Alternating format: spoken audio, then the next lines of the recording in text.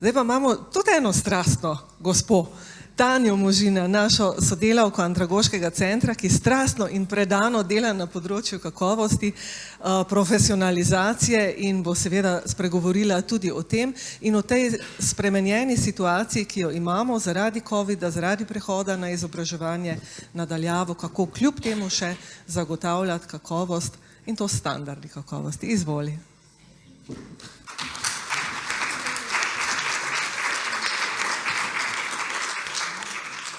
Ja, lep pozdrav še z moje strani, zdaj ne vem, koliko sem strastna.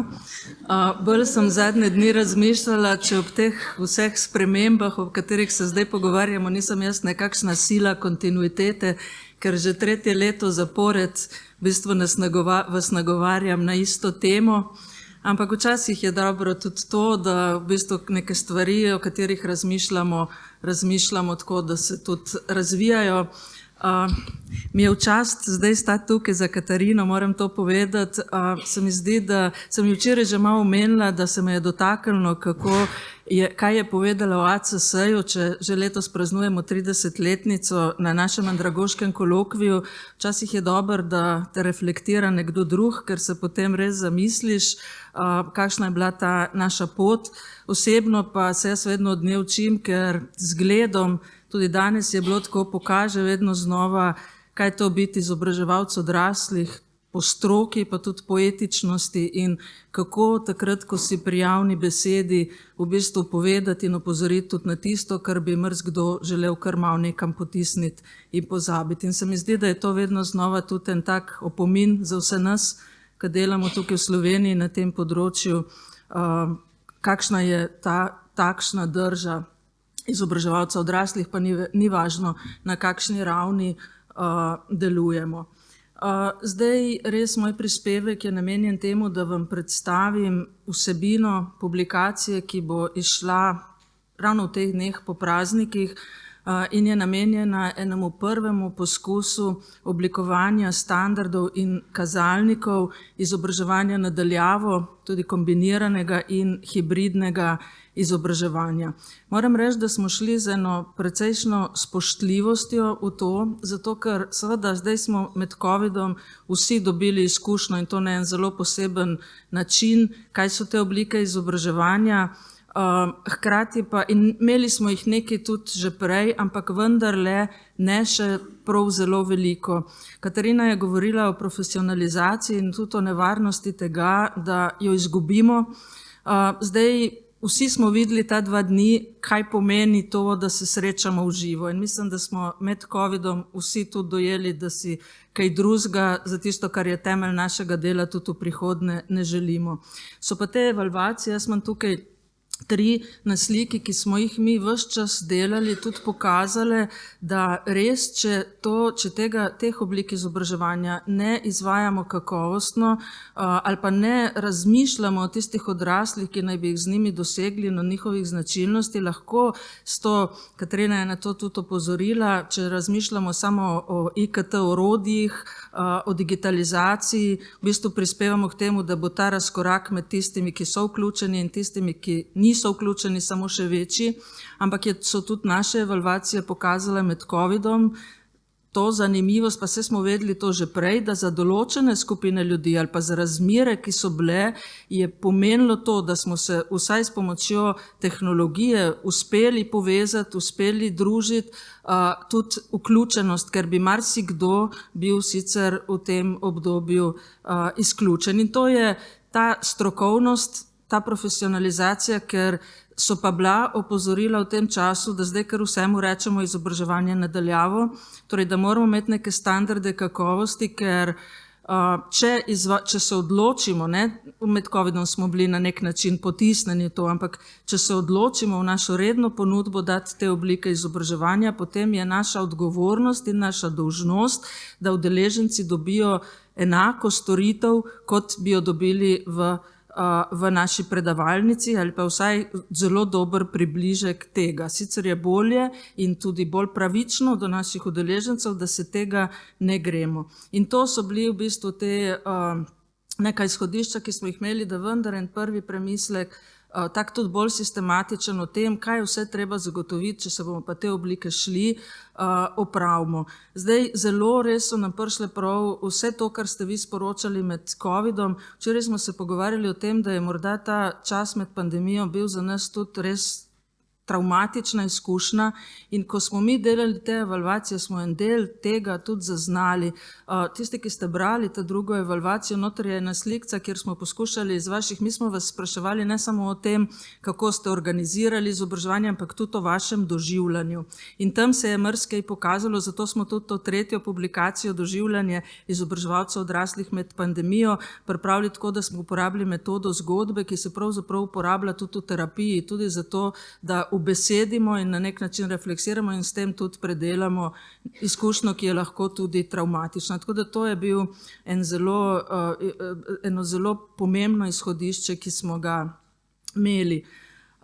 In če smo že pri evalvaciji, moram to komentirati. Malo sem tudi jaz obujala spomine včeraj in danes, ko sem tukaj in sem se spomnila, da sem točno na tem mestu stala pred 23 leti s svojim prvim plenarnim prispevkom, ki je bil prispevek o evalvaciji in o kakovosti. Takrat je bilo to področje še zelo v zametkih in nekateri ste bili tudi takrat tukaj in ste danes tudi tukaj.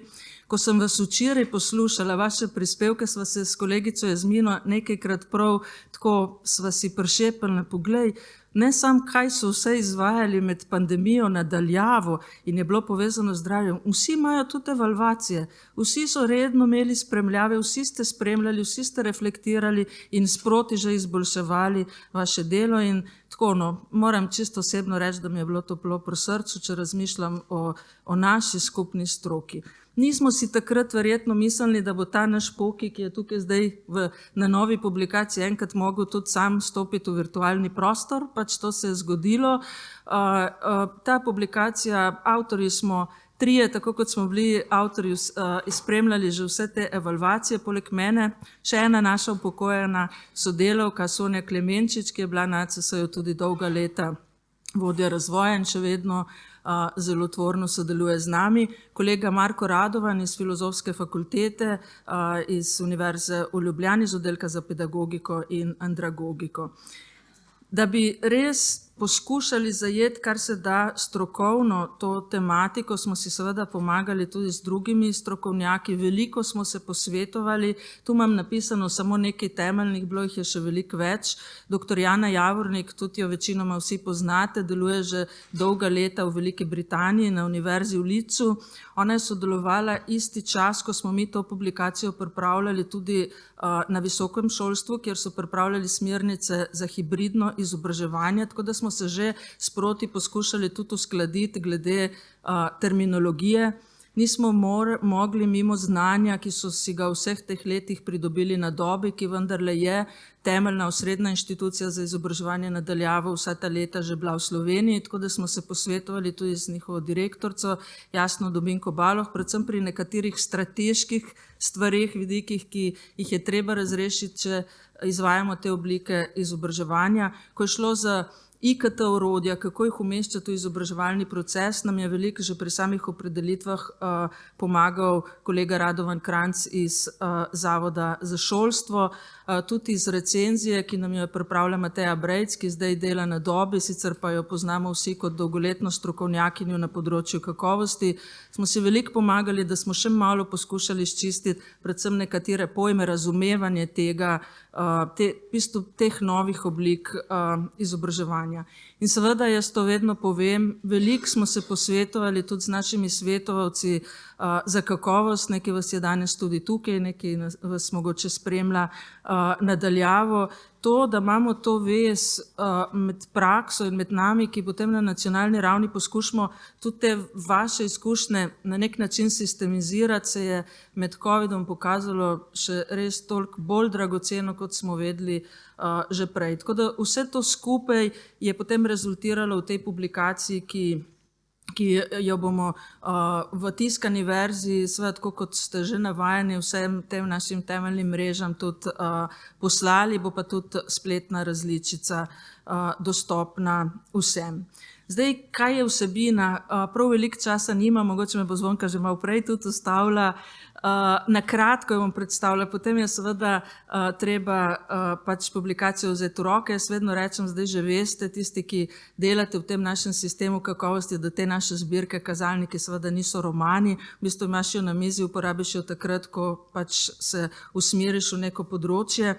Mogoče je drugačna od prejšnjih zbirk potem, da predstavlja neko kombinacijo zbirke kazalnikov in standardov kakovosti in nekih strokovnih izhodišč, strokovnega konceptualnega okvira, ki smo ga mi tudi rabili nekako razumeti, ga vzpostaviti, zato da smo potem lahko na precej, kazalniki in standardi so potem že operacionalizacija nekih naših razmišljanj, to lahko naredili.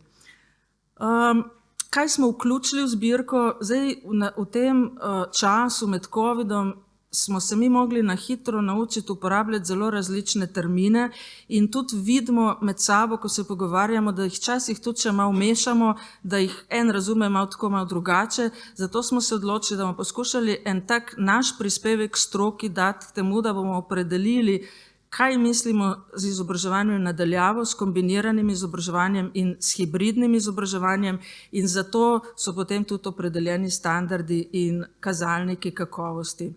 Zdaj, mi smo izhajali tudi iz neke, vsaj jaz imam vedno to držo, da tudi, ko misliš razvoj, moraš izhajati iz njegovih korenin. Izobraževanje nadaljavo, sploh na področju izobraževanja odraslih, ima dolgo zgodovino, ni se začelo s covidom, začelo se je tam že nekje v 19. stoletju in ravno zato, da bi poskušali v izobraževanje pritegniti tisto prebivalstvo, ki zaradi različnih ovir nekako se ni moglo udeleževati teh tradicionalnih oblik izobraževanja. S tem, da v zametkih je šlo to za dopisno izobraževanje, zato da so se ljudje učili samostojno, da jim je organizacija poslala gradiva in da jim je učitelj ali pa tisti mentor, ki so ga imeli, potem tudi eno povratno informacijo na naloge, ki so jih opravljali, dajo. Na tak način se je Katarina ima dober vpogled to, dogajalo tudi opismenjevanje ljudi v državah v razvoju in se še vedno dogaja. Seveda je šel pol razvoj naprej z to tako imenovano drugo generacijo, kjer se je že vključila tudi multimedija, kjer smo dobili radijske, televizijske oddaje, kjer je en del tega izobraževanja postal široko dostopen za pač širše množice ljudi in kjer se je že začelo razumeti, da ima izobraževanje nadaljavo svoje specifike, da vsebuje že v konceptu več samostojnega učenja in da številni ljudje nimajo spretnosti še razvitih za samostojno učenje, za samoorganizacijo svojega učenja in jih je zato, če hočemo kakovostno izvajati to izobraževanje, treba podpreti. In seveda potem ta velik preskok zdaj s sodobnimi tehnologijami, ki pa že omogočajo, da v bistvu lahko komuniciramo sinhrono, da uporabljamo videokonferenčne sisteme in da poskušamo tisto narediti, kar je bil največji manko, tudi naše evalvacije so ga zaznale med covidom, da so udeleženci tudi v virtualnem okolju aktivni, da ne gre za pasivno spremljanje, ampak da je treba tudi na te načine različne vrste aktivnosti, malo spregovorim še o tem kasneje, pač poskušati udejanjati. Zdaj ta razprava o tem, ali je to izobraževanje nadaljavo med covidom sploh bilo izobraževanje nadaljavo ali ne, nekateri pri nas mu rečejo bolj urgentno izobraževanje ali še nekaj izrazov sem videla. Jaz mislim, da je bilo, ampak izobraževanje odraslih, mislim, nadaljavo, tudi pri otrocih je bilo tisto, ki smo ga poznali v nekih zametkih. Večinoma je šlo za posredovanje gradiv, potem smo ga v drugi fazi že malo nadgradili, ko smo se naučili uporabljati videokonferenčne sisteme. Za zares dosež tiste, ki so zdaj že vodilni na tem področju, tudi iz strokovnega vidika, pa mislim, da moramo mi vsi eno dolgo pot še prehoditi. Tudi vedno rečem, ko delamo zbirke kazalnikov in standardov, jaz se danes zavedam, da veliko tistega, kar je tukaj noter, mi vsi tukaj, vključno z nami na Dragoškem centru, tega danes ne dosegamo. To so nekakšne mini vizije tega, kar vse je treba zagotoviti, če bomo želeli v prihodnosti ponujati našim odraslim tudi te oblike izobraževanja in pač zagovarjati to, da jih res izpeljujemo kakovostno. O terminologiji Jaz se strinjam s Katarino, da moramo vsi mi biti braniki stroke in terminologija je pač en izmed temeljev vsake stroke, zato se vedno znova vračamo tudi temu, da če se le da, se nikoli ne pridemo na isto, kaj komu kaj pomeni, ampak da se pač pogovarjamo o tem, moramo imeti tudi pač nekaj izhodišča. V naši publikaciji smo kot najširši pojem opredelili pojem izobraževanja na daljavo in s tem mislimo na tisto glavno značilnost, ki to izobraževanje opredeljuje, da pač gre za tisto obliko izobraževanja, ko sta učitelj ali strokovni delavci in udeleženec ločena prostorsko, lahko pa tudi časovno, ker zdaj z sinhronimi oblikami orodij lahko recimo časovno smo istočasno v virtualnem prostoru, ločeni smo prostorsko, lahko pa tudi oboje. Torej, vključili smo te tradicionalne oblike izobraževanja na daljavo, ki jih danes še ne moremo kar odmisliti, čeprav je res, da večinoma tudi našega izobraževanja na daljavo danes poteka s pomočjo sodobnih IKT tehnologij. V tem primeru mi uporabimo izraz spletno izobraževanje, ki je pač del tega izobraževanja na daljavo, ampak tudi med covidom smo videli že pri otrocih, da pač mi imamo v Sloveniji, kako je internet že postavljen, določene, kako jim rečejo, sive ali bele ali ne vem, kjer že lise, kjer interneta sploh ni. Videli smo starše, kako so mogli iti s ključki popoldne k drugemu staršu po gradiva, da so jih lahko prinesli domov. Videli smo pri nas na področju izobraževanja odraslih, recimo razlagali ste iz osnovne šole za odrasle, kjer imate Rome, da tudi ni šlo, da ste jim mogli naprintati gradiva in pač na nek način dostaviti in potem pač na neke druge načine komunicirati z njimi. Se pravi, tudi to moramo imeti v obziru, da imamo mi ciljne skupine, ki tudi niso na začetku usposobljene, da se bojo kar priklopile na računalnik, tudi če boste izvajali to izobraževanje in bojo kar vse obvladale. Zato v bistvu najširši pojem izobraževanje na daljavo. S tem, da smo poskušali najti še nekaj, kar k čemur nas kliče stroka, je, da poskušamo najti lepe, ustrezne slovenske izraze za nekaj, kar prevajamo iz nekih že uveljavljenih tujih izrazov. In pri nas pač, ne vem, se je kar uveljavil ta besedna zveza online izobraževanje. Jaz mislim zares, da ni nobene potrebe, da uporabljamo tujko, da moramo najti slovenske besede. Mi smo veliko tako gledali, kaj se uporablja tudi na drugih področjih in se potem odločili za uporabo besedne zveze spletno izobraževanje. Poznamo zdaj spletno bančništvo, spletno nakupovanje. Skratka, za to tujko online verjetno bo še kaj razprave o tem, ker se je v našem prostoru uveljavil tudi pojem e-izobraževanje. Je beseda okrajšanka za elektronsko izobraževanje, in mi opredeljujemo spletno izobraževanje kot sinonim za e-izobraževanje v primeru, ko je e-izobraževanje, ki tudi ima različne definicije, definirano kot tisto, ki ni samo podprto z IKT tehnologijami, ampak tudi utemeljeno na didaktičnih konceptih, ki so ustrezni tem oblikam izobraževanja na daljavo. Tako kot spletnega izobraževanja ne razumemo kot samo nekaj, kar poteka preko spleta, ampak ki je utemeljeno tudi na didaktiki pač teh oblik izobraževanja, pa se malo k tem potem še vrnem. Kombinirana oblika izobraževanja, in za kombinirano si jaz mislim, da bo v neki bližnji prihodnosti tista, ki jo bomo v izobraževanju odraslih najbolj uporabljali, da v celoti smo videli izobraževanja na daljavo, ne moramo izpeljevati prek spleta. To je, ko del izobraževanja poteka v prostorih organizacije in del v spletnih učnih okoljih. Recimo, če dam primer pri nas na Andragoškem centru, ko razpišemo program, imamo uvodno srečanje na Andragoškem centru, potem nekatere aktivnosti v spletnih učilnicah, potem se spet dobimo na Andragoškem centru in tako pač teče ta postopek.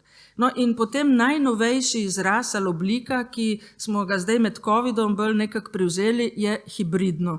izobraževanje. In mislim, da velikokrat zdaj mešamo, kaj je to kombinirano in kaj je to hibridno. Hibridno izobraževanje se opredeljuje, tako so ga opredelili zdaj tudi na visokem šolstvu, kot tisto izobraževanje, kjer sočasno nekateri udeleženci spremljajo izobraževanje recimo fizično v prostorih organizacije in drugi prek spleta. Se pravi, učitelj, predavatelj istočasno dela z udeleženci, ki jih ima pred sabo, in udeleženci, njemu se na nek način razširi predavalnica, del svojih udeležencev ima v virtualnem ali pa spletnem učnem okolju. Se pravi, po opredelitvi, ko mi to razumemo, hibridno in kombinirano izobraževanje nista sinonima. Ključni spremenljivki sta čas in prostor. Pri kombiniranem gre za isto skupino udeležencev, ki se v enem trenutku udeležuje pri nas v organizaciji in en del na spletu.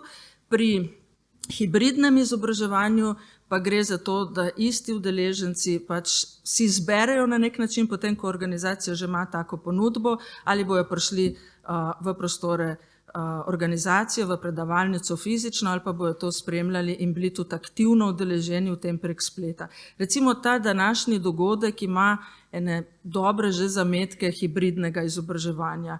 Mi smo tukaj in en del naših poslušalcev nas spremlja prek spleta. V naslednji fazi, in sigurno bo do te prišlo, bo omogočeno tudi udeležencem, ki so zdaj bolj v pasivni obliki, nas lahko samo poslušajo, da bojo tudi oni aktivni, in to je tisto, kar moramo doseči. In moram pa reči z vidika predavatelja, da ta hibridni način ni tako strašno enostaven. Zdaj vidite že, da tam Darjan in Franci sta ves čas tam, zgleda, da samo sedita, ampak ona dva, mi lahko vsaj kakšen trenutek se izklopimo, pa malo spočijemo možgane, ona dva morata biti pozorna oba dneva. Darjan ni to videti, ampak jaz sem si zjutraj ogledala tudi posnetek, on mora opravljati tudi vlogo režiserja. Zdaj, to je standard, pa ona dva bi rekla, rabila bi še 1, 2, 3, da bi vse to dobro speljali. Drugo, prej sem glih malo opazovala Zvonko, Zvonka zdaj že ve, da ko nas nagovarja, mora hkrati nagovarjati nas in hkrati nagovarjati tamle v kamero. In to za predavatelja ali pa za recimo nekoga, ki vodi tak dogodek, ni tako enostavno, ker na nek način razdeli našo pozornost. In zgodi se nam, recimo zdaj, ko tukaj ta dvorana ni še tako opremljena za hibridno izobraževanje, če vidite recimo prostore na enih takih res kakovostnih svetovnih univerzah, imajo vse okoli zaslone. Se pravi, jaz bi zdaj mogla gledati tudi vse vas, ki nas spremljate prek spleta, ker sicer se zelo hitro zgodi, da vas kar pozabim. To so neki standardi, ker če se bomo hoteli iti te oblike, jih bomo mogli zagotoviti, in jaz tudi sem prepričana, da to ne bo šlo nazaj, da v času, pa tudi mi se nekako usposobiti za to, ker v bistvu ne gre sam za IKT, tako kot je Katarina prej rekla, naša identiteta učiteljev, predavateljev, izobraževalcev odraslih se na nek način malo spreminja. En majhen terminološki slovar smo dali tudi v prilogo, ker mi smo res zdaj bili v kratkem soočeni z ogromno enimi novimi pojmi, termini, ki smo se jih kar mogli začeti naučiti uporabljati, ne samo termine, ampak potem tudi vsa ta orodja, ki so zadaj, tako da upamo, da bo tudi to nek prispevek razčiščevanju tega. Zdaj, kar smo mi poskušali narediti je, in to jaz res tako, res se mi zdi to pomembno, da razumemo in da ne pademo v to past, o kateri je Katarina prej tudi govorila, da tudi mi kot izobraževalci odraslih mislimo, da ko usposabljamo recimo za te oblike izobraževanja, da gre za to, da moramo vseh nas samo digitalno usposobiti. To je pomemben del, ampak še bolj pomemben del je didaktični. In recimo mi med covidom nismo imeli dovolj časa, da bi res se v to zelo poglobili. Imamo pa zdaj izkušnjo, da vidimo, kaj je bilo v redu in kaj ni bilo in kje moramo graditi. In seveda kot temeljni okvir smo mi pač strokovno izhajali iz teorij učenja.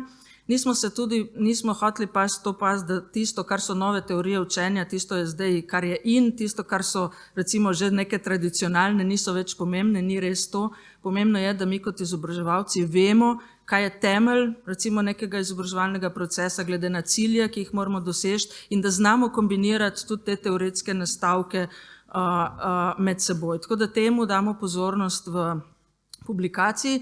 In potem še eni stvari, o kateri je bilo danes večkrat že govora in je temelj andragogike. Jaz moram reči, ko sem, 2 leti nazaj obiskala Katarino pri njej doma v Beogradu in bila na njihovi fakulteti, sem tam, ko sem poslušala njene kolege, se prav zamislila, tam sem jaz še poslušala o andragogi, ki se mi zdi, da včasih v našem prostoru se že kdaj malo, tudi mi zapadamo v te neke sodobne termine in neke, kaj so to, silnice, a ne, in Ana je zjutraj govorila, mi smo šli preučiti nekatere zdaj vodilne modele, tudi te konceptualne, na katerih se utemeljujejo predvsem te koncepti kombiniranega izobraževanja, recimo v svetu, v Evropi, in pravzaprav številni elementi, ki jih oni didaktično vnašajo, so temelj andragogike. In to, kar je Ana rekla, pa kar je tudi Katarina prej omenila, mi smo vzgojeni bili v tradicionalnem šolskem sistemu, da temelj, kjer mi začnemo, je program, je učni načrt. V bistvu smo pa zdaj videli, da se te oblike izobraževanja se tako tudi individualizirajo, hkrati moramo pa iskati neke nove načine povezovanja, da je nujno, da se vrnemo pravzaprav ne k nečemu novemu, ampak k našem temelju, da osrednje, tisto, kjer mi začnemo, je človek, je udeležencu izobraževanju, njegovi interesi, njegove potrebe in da na to šele potem kombiniramo pač vse druge elemente, ki so potrebni pri izobraževanju nadaljavo. Da mora sicer biti to strateška odločitev, ker če se v organizaciji vodstvo odloči, da bo ponujalo tudi te oblike izobraževanja, s tem sprejme tudi odgovornost in zavezo, da jih bo ponujalo kakovostno in mora potem zagotoviti tudi pogoje za to. Jaz velikokrat rečem in tudi pri meni doma na ACS-ju, ker vsi zdaj hočejo, ima vse možne različice, boljš, da jih ne izvajamo, če za to nimamo pogojev, ker boste vi slabe volje, bomo mi slabe volje in ni treba tudi, da vse naenkrat upeljamo v našo programsko ponudbo. Postopno, tisto, kar zdaj lahko in postopno gradimo, ker mi ne bomo dobili tudi vseh pogojev naenkrat. No in drugo, in tudi o tem je Katarina prej govorila, ko je rekla, ne gre samo za kognitivni razvoj. V bistvu te strokovnjaki, ki dolga leta že delajo tudi na razvoju teh vidikov izobraževanja nadaljavo, so seveda še prej prišli do tega, kako težje, in to smo zdaj mi vsi izkusni, je v nekem virtualnem učnem okolju predvsem te socialne dimenzije razvijati in jih vzpostavljati. Ampak brez tega, verjetno res ne bomo dosegli tistega, kar bi sicer mogli doseči v izobraževanju. In ni res, da se ne da. Vsi mi smo imeli ene izkušnje zdaj bolj v zametkih, kaj se tudi da narediti, kako izgrajevati tudi spletne učne skupnosti. V bistvu so neki novi, tudi nam izziv in v razmislek. Res je, da je lažje, če se najprej srečamo v živo, da se skupina že vzpostavi in potem lažje skupaj dela tudi v virtualnem učnem prostoru. Ampak v bistvu, in drugo, kar te avtori, kar je meni tako, in sem potem jih prav kontaktirala, to so strokovnjaki iz Avstralije, ko so pisali te svoje koncepte, niso recimo rekli, kognitivni razvoj ali pa kognitivna, pri nas se je to prevajalo kognitivna komponenta, ampak so rekli prisotnost. In smo se potem pogovarjali o tem in to je nekaj, kar je bistveno, da tudi mi razumemo. Če se mi samo priključimo na splet, če samo poklikamo nekaj v spletni učilnici, mi zares še nismo prisotni, niti kognitivno, niti socialno. Mi moramo kot izobraževalci odraslih zdaj se malo tudi usposobiti za to, da bomo neke druge oblike aktivnosti skreirali, ki bo omogočila udeležencem, da bo aktivno prisoten v spletnem učnem okolju. Brez tega ne bomo dosegli teh ciljev, ki pač jih imamo zastavljeni. In to res ni tako enostavno, ampak tudi to ni res, da se ne da. Veliko smo že poskušali, veliko se da, samo moramo tudi mi malo miselno se čisto drugače naravnati. In še tretja stvar, niso rekli prisotnost učitelja, ampak so rekli prisotnost poučevanja. In tudi to je nekaj, kar je pravzaprav en izmed temeljev andragogike. Je pa izziv za klasično identiteto učitelja. Seveda sem še vedno jaz tisti, ki imam znanje in jaz tukaj spet podpiram to, kar je rekla Katarina, če bo kar vsak že vse znal in vse vedel in bil strokovnjak za vse, tudi mene stisne malo pri srcu. Ampak smo se pa tudi mi med covidom, tisti, ki smo včasih tudi na tej strani, hitro mogli naučiti, da pač nekaj mi ni delalo, nekaj nisem znala klikati in se oglasil udeleženec tam v kvadratku in mi je prav lepo pojasnil, kako naj to naredim. In tudi tako izgrajujemo spletno učno skupnost in udeleženci med sabo, če je bilo govora o samopomoči. Vsi smo to videli, kako so se te spletne skupnosti vzpostavile in so si ljudje pomagali sami med sabo, tokrat s pomočjo IKT tehnologij. Če tega ne bi bilo, bi marsikdo ostal nekje osamljen in niti vedeli ne bi, kaj se z njim dogaja. Tako da moramo narediti. No in neke te nastavke smo poskušali tudi opisati v tej publikaciji, zato da smo potem prišli na tisto, kar je bolj operativno, kar je včasih bolj dolgočasno, ampak moramo to tudi narediti, da te teoretske in konceptualne nastavke potem tudi prevedemo najprej v neke taka bolj operativna orodja in seveda potem v prakso, kako smo pripravili to zbirko kazalnikov. Zdaj najprej zdaj skoraj, večina, ki vas je tukaj dela v našem sistemu za presojanje razvijanje kakovosti v izobraževanju odraslih, ta POKI, slogan ponudimo odraslim kakovostno izobraževanje, ki je mimo grede Zvonkin. Enkrat smo imeli natečaj na Andragoškem centru in Zvonkina ideja je zmagala, tudi to je bilo 20 let nazaj. Obstaja temeljna zbirka, ki smo jo mi prvič naredili leta 2003, jo leta 2016 prenovili, to je ta modra knjiga. Z našimi svetovalci smo se veliko pogovarjali, če bi bilo dobro, da bi jo zdaj tako prenovili in bi to, kar so vidiki izobraževanja nadaljavo, integrirali vanjo, da nimamo več na večjih koncih tudi takih recimo okvirov, ampak smo potem presodili, da to ne bi bilo dobro, ker ta naša osrednja zbirka je že zelo obsežna in bi se to razgubilo in ne bi se mogli sfokusirati na to, kar je bistvo pa teh oblik izobraževanja. Tako da v kombinaciji je treba uporabljati obe. Mi nismo ponavljali tistih stvari, ki so, standardi kakovosti na splošno v izobraževanju odraslih, ampak smo se usmerili prav na te oblike.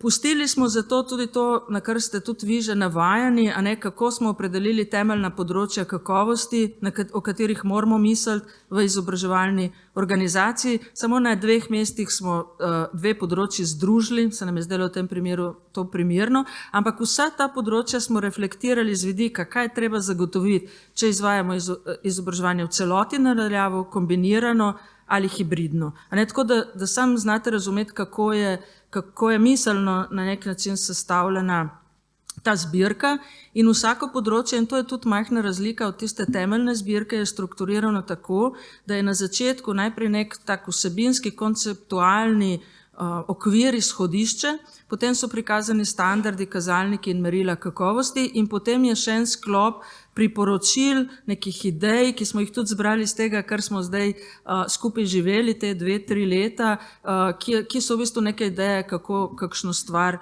tudi čist aplikativno upeljati v naše delo. Morda vas bo metodološko to malo zmotilo, nekatera področja imajo te zapise malo daljše, nekatera krajše, ampak tako smo jih pustili zato, ker nekatera področja so zelo nova, recimo interaktivni večpredstavnostni učni viri. Tam smo mogli malo več vsebine tudi dati, malo bolj pojasniti stvari. Nekatera niso nič kaj zelo drugačna pri izobraževanju nadaljavo kot sicer, tam kaj veliko nismo rabili pojasnjevati. No in če zdaj res na kratko iz vsakega področja samo tisto, kar je, ne bom rekla bistveno, ker bistveno je pravzaprav vse, ampak tisto, kjer jaz vidim, da moramo se začeti tudi pogovarjati o tem, če hočemo to udejaniti v praksi. Ko gre za vodenje in upravljanje, je seveda to, da res mora biti to strateška odločitev organizacije, še raje bi jaz rekla najprej tudi strateška odločitev naših odločevalcev, da bojo ne samo v strategijah, ampak tudi potem v praktičnih, operativnih načrtih podprli izvajanje teh oblik in seveda potem tudi vodstva in zaposlenih v organizaciji. Kar smo videli in doživeli vsi na lastni koži med covidom je, da je treba zagotoviti v tem primeru neke drugačne organizacijske oblike in organizacijo dela. Mi se ta 2 dni pogovarjamo o prožnosti, zdaj prožni smo res mi bili med covidom, samo to je pomenilo, da smo bili 24 ur na dan dosegljivi. to je takrat bilo na nek način potrebno preživetveno, samo to v nekih normalnih razmerah pač seveda nihče ne zmore. Tako da mi se bomo mogli začeti, če hočemo med te oblike pogovarjati o drugačni obliki organiziranosti, tudi o neki opredelitvi odzivnosti, ne, nas recimo kot organizatorjev, kot strokovnih delavcev in nekaj, kar se odpira zdaj tudi na visokem šolstvu, vrednotenje dela. Ko imamo poleg predavatelja še tutorja ali pa recimo mentorja, kakorkoli že ga imenujemo, ki je sicer ene drugačne vrste aktivnosti podpore v procesu, ne moramo kar misliti, da bo nekdo to opravljal kar tako nekaj za zraven. Skratka, tudi to vrednotenje dela je nekaj, kar se bo sistemsko, ker te razprave sigurno, mi jih tudi s tem odpiramo, se bojo nekako mogle malo bolj tudi naglasno kakšno stvar povedati, da bi se uredila in seveda to, kar smo mi bili vsi deležni tudi med covidom, da pač za to moraš biti strokovno usposobljen in tudi ves čas skrbeti za kakovost. Pri izobraževalnih programih ne bi nič na dolgo, v bistvu gre samo za to, da že zdaj je standard, da ko razvijamo nove programe, je izhodišče andragogike ugotavljanje potreb. Ko zdaj ugotavljamo potrebe, je pomembno, da ugotavljamo potrebe tudi potem, ali so skupine udeležencev, za katere bomo delili program, ali so te oblike izobraževanja za njih ustrezne ali koristne, ali bi bile uporabne ali sploh ne. In to upoštevamo, ko pač delamo program. Že pri načrtovanju izobraževanja smo pokazali, da imamo zdaj več možnosti. Nekateri programi bojo že oblikovani na način, da bojo vsebovali tudi izvedbene različice za različne oblike izobraževanja. Zdaj še večinoma nimamo takih programov, je pa dobro, da če se resno gremo to ponudbo, da enkrat naredimo eno tako refleksijo, kjeri so taki programi pri nas, ki bi jih bilo smiselno zaradi nekih namenov izvajati tudi v teh oblikah. O promociji in animaciji, tukaj smo se kar nekaj ustavili, predvsem z tega vidika ozaveščanja. Med covidom smo tudi videli, da so se določene skupine prebivalstva, tam, kjer ni bilo nujno obvezno, zato da so mogli dokončati neke formalne izobraževanje, izognili izobraževanju nadaljavo in so rekli, bomo počakali, da bo spet tradicionalni obliki, ampak sporočali ste o tem, da je bilo tudi veliko strahov, veliko nepoznavanja tega in je zato pomembno, da ozaveščamo o prednostih teh oblik, ampak jaz tukaj zmeraj dodam, da moramo to početi tako strokovno, pošteno in etično. Ker ne smemo pa, ne vem, da tako po domače rečem, farbati ljudi, da je to pač izobraževanje udobno iz domačega kavča, saj je lahko tudi vse to, ampak vemo, da če se vključimo v te oblike, sigurno malo več samostojnega dela, samostojnega učenja, je potrebno mogoče malo več angažiranja, tako individualno in to morajo ljudje vedeti. Seveda jim mi tudi povemo, katero podporo jim nudimo za to, ampak tako se mi zdi, da tudi tukaj smo mi poklicani, da ni lih vse izobraževanje nadaljavo in da moramo tukaj biti in strokovni in tudi etični. O osebju bom še se zaustavila, drugo bom šla bolj hitro. Tudi iz izkušnje, ki smo jo imeli med covidom, mi tako dajemo v prostor razmislek, da bo potrebno v prihodnosti, če želimo te oblike strokovno in kakovostno izvajati, vpeljati tudi neke nove strokovne profile. En je, mi smo mu tako rekli, zdaj strokovnjak za informacijsko-komunikacijsko podporo, ampak to ni zgolj tisti računalničar, ki nam zna priklopiti računalnik in kamero. To je strokovnjak, ki ima tudi znanje iz teh orodij, recimo jaz se spet obrnem tukaj k Darjanu in Franciju, veliko sta se mogla izobraževati med covidom, marsikaj, kar zdaj uporabljata, takrat še nista.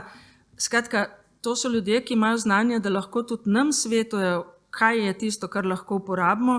In drugo, kar se mi zdi enakovredno pomembno, je neki novi profili strokovnjaka, v tem našem primeru pač andragoga ali kogarkoli drugega, ki ima znanje, specialističnost, didaktike teh oblik izobraževanja in ki lahko potem pomaga in svetuje tudi drugim učiteljem, drugim strokovnim delavcem, kako se lotiti nekega programa, ko ga poskušamo recimo preoblikovati za izpeljavo iz teh oblik izobraževanja. Ne moramo biti vsi strokovnjaki za vse, mislim, brez nekega specialističnega znanja, da bomo kar vsi vse in zdaj je večinoma tako, pač mogli smo se prilagoditi, ne vem, ne bomo dosegli tega, kar si verjetno vsi želimo. Je pa res, da to stane. In seveda, mislim, ne, jaz na Andragoškem centru skozi pravim, da nimam nekih dobrih pogajalskih sposobnosti, ker nimamo ustreznih tudi že čisto samo za IKT v tem trenutku strokovnjakov. Zdaj, tisto, če sem strastna, ne vem sigurno, pa sem ustrajna in bom ustrajala, da jih bomo nekoč imeli, ker mislim, da bo ACS še vsaj 30 let stal. In to velja tudi za vas. Ne, da preprosto mi moramo to dosežiti in morajo se enkrat odpreti tudi te kadrovski načrti in moramo to razumeti, če želimo tisto Andi strategijo našo za digitalizacijo zares udejanjiti. In to se mi zdi zato pomembno. O prostorih in opremi sploh se ne bom zdaj zaustavljala, ker smo veliko govorili med covidom in že danes sem rekla, ne, ta prostor je super opremljen z mikrofoni, ker kakšen drug tudi ni, ampak za hibridno izobraževanje zares bi rabil še kaj. In sigurno tak hotel, ki je ta, čez nekaj let bo vse to imel. V to sem jaz prepričana. Če bo hotel gostiti svetovne konference, ki že to imajo, bo tudi ta to imel. Veliko smo se ustavili pri načrtovanju in pri izpeljavi izobraževanja. Te področje sta bolj dolge, ker smo mogli. Sicer smo ohranili to izhodišče od programa prek te vse izvedbene poti načrtovanja do osebnega izobraževalnega načrta, ampak tukaj smo mogli zdaj to skombinirati s tem, da se en del izobraževanja odvija recimo v predavalnici, drug del v spletni učilnici. Kire cilje je pomembno, da v živo nekako moramo speljati, katere se da v spletnih učnih okoljih, skratka spet nekaj znanja je tukaj za to potrebnega. In pri izpeljavi izobraževanja smo se še posebej osredotočili seveda na sam izobraževalni proces in na to, kar je, mislim, največji izziv pri teh oblikah, kako zagotoviti dejavno sodelovanje udeležencev, a ne v evalvacijah so udeleženci povedali, mislim, da niti ne pomislim na otroke, ki jim je bilo verjetno še težje, a ne pri nas vseeno na izobraževanju odraslih nismo imeli 8 ur Zooma, recimo smo ga imeli 4, ampak že tam, če je to pomenilo 4 ure predavanja predavatelja, so udeleženci povedali, da je to nemogoče. A ne, se pravi, že tam se mora predavatelj nekako sam pri sebi premislek narediti, kaj je tisto, kar res mora tako frontalno povedati in kaj je tisto, kar se da ali pa je nujno potrebno drugače in drugo. In tukaj mislim, da pa v razvoju je najbolj, se mi zdi, pomembno, no, didaktično interaktivni učni viri. A ne, tukaj smo še zelo bosi, se mi zdi, in to je recimo, če bi jaz gledala, kaj je treba razvojno podpreti, bi to področje sigurno bilo tako. V razvojnem delu, čisto na kratko, to, kar ste vi počeli včeraj, ko ste predstavljali rezultate, da naša širša skupnost izobraževalcev odraslih se lahko kaj nauči tudi iz vaše izkušnje, je nekaj, kar smo vključili sem noter in predvsem, da se naredijo neke, to vidim jaz tudi na Andragoškem centru, pa smo mogoče, ne vem, vsi smo tako, da ni te pravega časa tudi za razvojno delo, kar je napačno, da bi mogli večkrat sedeti, večkrat si izmenjati izkušnje, ker imeli smo različne tudi med covidom, zato da bi potem gradili skupaj to naprej. In to, kar je ključno, in tukaj jaz mislim, da smo bili izobraževalci odrasli daljnovidni, konec koncev tudi naše ministrstvo, ko je opredelilo javno službo, ki ni od včeraj, je rezultat 20-30-letnega razvoja, svetovanja, samostojnega učenja, da brez te podpore in da te službe delujejo povezano, v bistvu res tudi ni mogoče kakovostno izvajati teh oblik. Spet zaradi tega, ker nekateri udeleženci, ko pridejo k nam, se ne znajo sami samostojno učiti, ne znajo sami organizirati svojega izobraževanja, nimajo teh veščin samoreguliranega učenja, kot v stroki to lepo rečemo, in so te službe tiste, ki jih morajo velikokrat najprej do tam pripeljati, da bojo sploh lahko aktivno sodelovali v tem procesu. In na koncu so rezultati, mi smo opredelili neke kazalnike, ampak to pa res ni nič novega, tukaj gre samo za to, da v vaš sistem kakovosti vključite pač tudi te vidike spremljanja teh oblik izobraževanja. Tako da tukaj zaključim, res je šlo na hitro, ampak to je, ko boste dobili publikacijo, to je bolj samo, da vam malo povem, kako smo mi razmišljali, ko smo to pripravljali, potem pa več v sami publikaciji. Tako da hvala za vašo pozornost.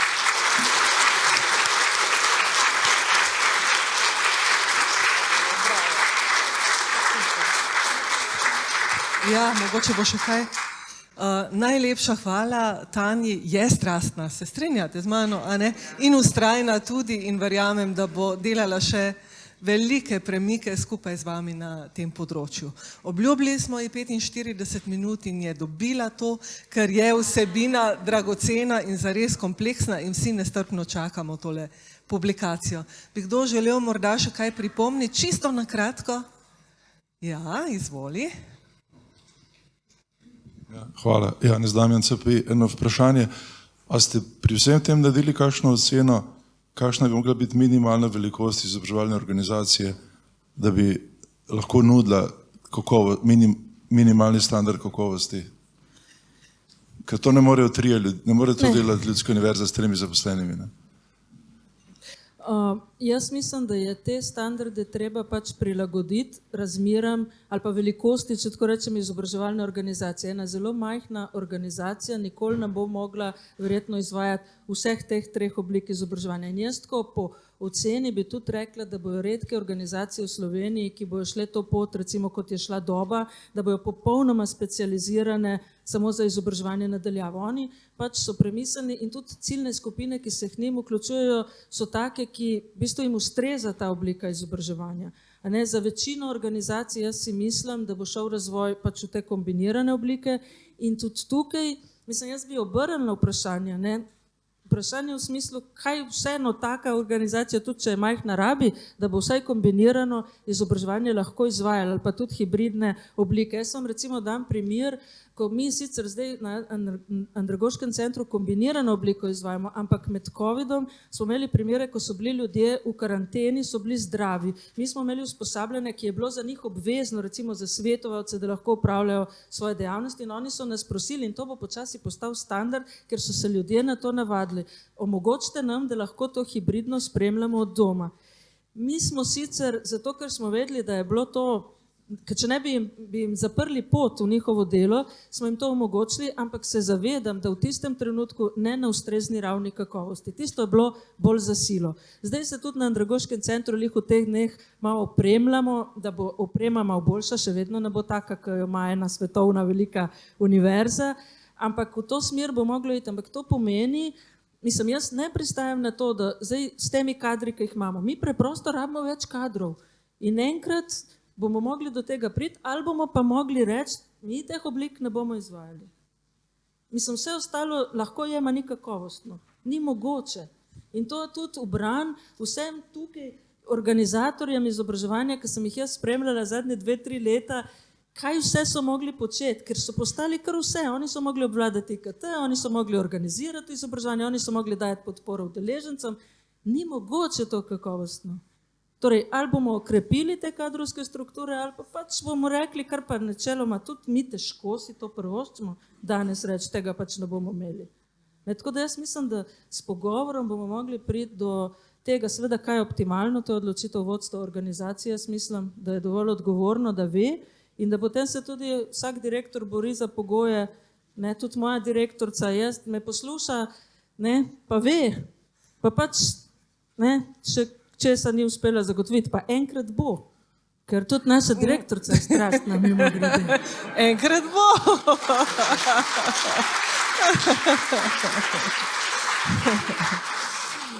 Meni se zdi, da ste že malo lačni, a je tako?